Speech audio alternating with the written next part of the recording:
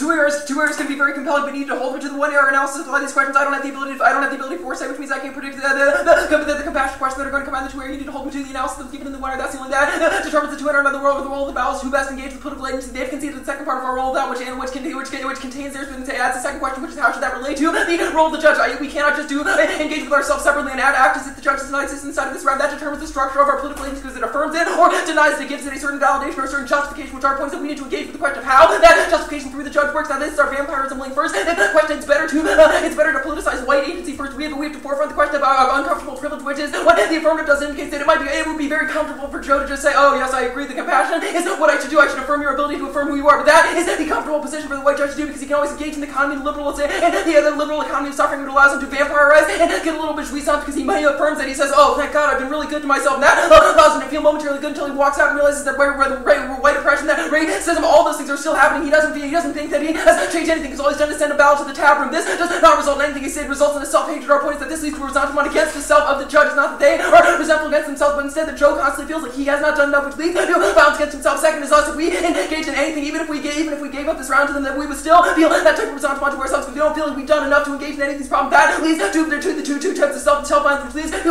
inability to act and turns the case because it leads to the repression elsewhere. Even if they might resolve this question, our point is that there will always be inevitable situations that will be ignored because we will view ourselves as the saviors of certain groups, and which will allow individuals to feel good, but when something else comes up, they don't have any ability to engage with them. Now we forefront those questions, which means it's not a question of whether or not you feel their pain. Obviously, you should feel their pain. I think there was a lot of compassion that at least I felt there when through hearing things like the 1 and 2, which means I don't think they were invisible at any point in this debate. It's a better form of this because it doesn't assume that you have the power to justify their self-affirmation. Instead, you allow them to self-affirm themselves, but you say you insist that cannot be connected to your ballot because your ballot cannot be the reward for that. It cannot be the symbolic confirmation of that. Now, we turn, which means we turn the comfort arguments. Now, the seat increased argument, which I don't think was handled. The one error, the first error, the black women have been suffering for a long time. This is the argument they made about the debate community. There are a lot of black women in the debate community. They've been suffering, but thank goodness that they have come here in order to put that suffering on their back and indicate to you that they are the redeemers of those individuals. Our point is that that is the specific role in a relationship to suffering that is inevitably violent because it allows them to suffer for the rest, which leads to an embrace of that pain. It doesn't create any sort of affirmative becoming because their becoming is always mired in the question of other forms of suffering, i.e. that they are always redeeming a forced history, even if they are affirming themselves, which means that even if they win, that they are a self-affirmation. Our point is that it's always connected to a sort of identification with past pain, which are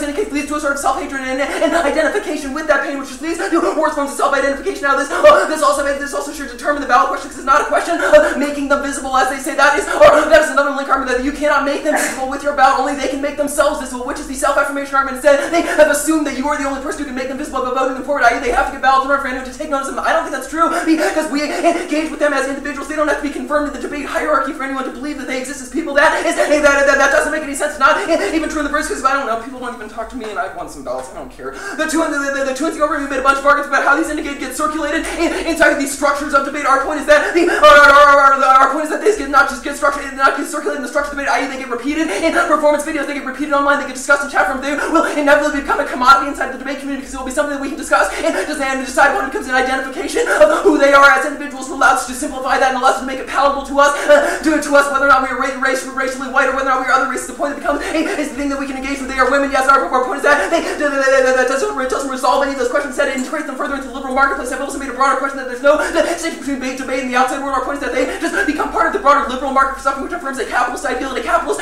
national identification, which assumes that the nation state can solve these problems, which is something that they themselves have conceded is a bad form of politics. Now they say that they're invisible. That's not true. I think I listened to our Harvard evidence indicates that we can't render the black body legible to the white individual. That allows for a bad form of compassion, which becomes violent because it becomes colonizing, which I have turns about. I talked about my white privilege, which means we're not making privilege inevitable in this round. I pointed it out. The point of me saying, look, a white was that we turn the way that privilege normally works, i.e. that whiteness is usually invisible. I forefronted that question. Now they said that Tsuo is white, which would be impact turn. They don't have any response to that. They said that he is assimilating into white privilege. No, that is bullshit. Our point is that Tsuo is an Asian man. They have faced his identity. She says that he brought it upon himself because he resentfully responded to it. That's not true. He doesn't have to affirm that he's Asian for them to tell him he's not. That makes literally zero sense, and that affirms the politics of whiteness, which gets to decide who ascribes what racial identity another person has. That is bad forms of politics. At least inevitably violence is the reason that they should lose this debate independent of the rest of the debate because they've engaged in form of racist politics. That leads to worse forms of violence just because he goes to Harvard doesn't mean he's privileged. That is the model minority argument we made above. Now they say that we need to engage. First of all, they conceded the autobiography, Lynch, Piece of McLaughlin, and the impact turns the affirmative to the suits. That by presenting our own personal narratives, we can engage in a type of transformative politics. Our McLaughlin evidence indicates that's not true. It actually just works into the broader network of liberal politics that allows us to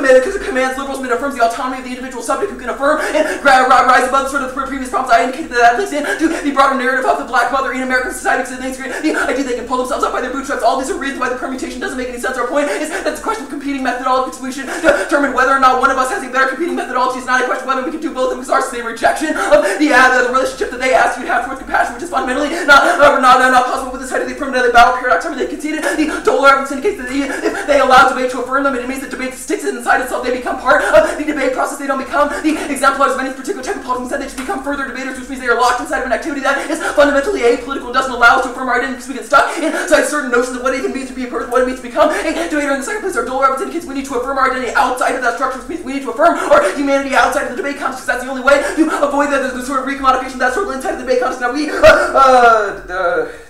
finally, she talks about the glass ceiling arguments. We affirm the inability of the judge to break the glass ceiling for them. I mean, they have already broken the glass ceiling. I think Fresno State has done incredible things this year to make themselves very visible to the debate community. 328. Thank you.